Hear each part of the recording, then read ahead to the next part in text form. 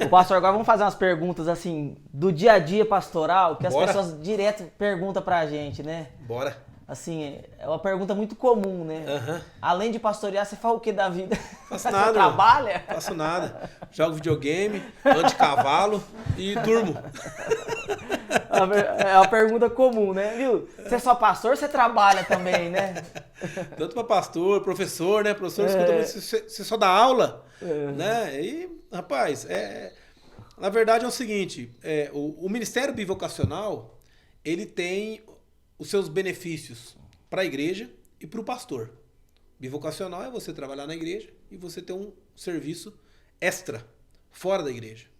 Isso é bom para o pastor porque assim, ninguém vai fazer o que muitas vezes fazem com o pastor integral. A gente paga o teu salário, você tem a obrigação, e você não estava aqui a hora que eu precisei, e tudo mais, aquela pressão sobre o pastor, porque a gente acaba sendo funcionário de todos os membros. Então, se a igreja ser pastoreal tem 200 membros, você é funcionário dos 200. Né? Todo mundo quer fazer algum tipo de cobrança no pastor. Só que a igreja presbiteriana ela é muito organizada. E isso é benéfico para um pastor integral no ministério da IPB. Porque na Constituição está ali. Quais são os deveres do pastor? O dever do pastor é esse, é esse, é esse, é esse, é esse. E isso deve ficar sempre muito claro. Para a igreja é benéfico um pastor bivocacional, porque a côngrua do pastor, que é o salário do pastor, ele já não se torna tão pesado, porque o pastor ele não vai precisar de uma ajuda de custo um pouco mais alta para se manter a família. Por quê? Porque ele tem uma renda extra. No meu caso, eu não tenho essa renda extra. Nós somos, tanto você quanto eu, nós somos pastores integrais. E isso também tem um lado positivo para a igreja e para o pastor, como também um lado negativo para a igreja e para o pastor. Qual que é o lado positivo? O lado positivo para o pastor é que ele pode servir integralmente. Então ele tem tempo para preparar bons sermões. E aí a igreja tem que cobrar bons sermões de pastor que é integral.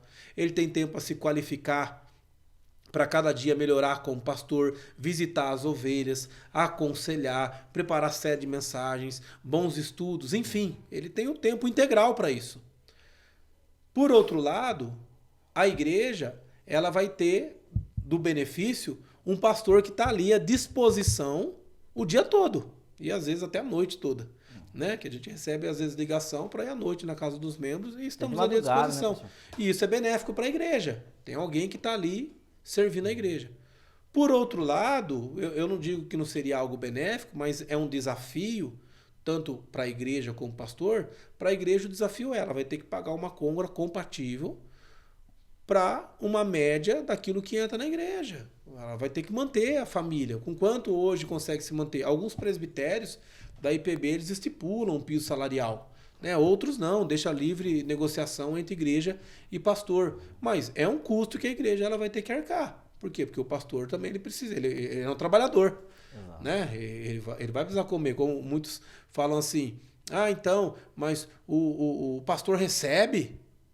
Então, mas o mecânico que arruma o carro, ele recebe para arrumar carro? Né? O médico ele recebe para fazer cirurgia? Então, por que o pastor não pode receber?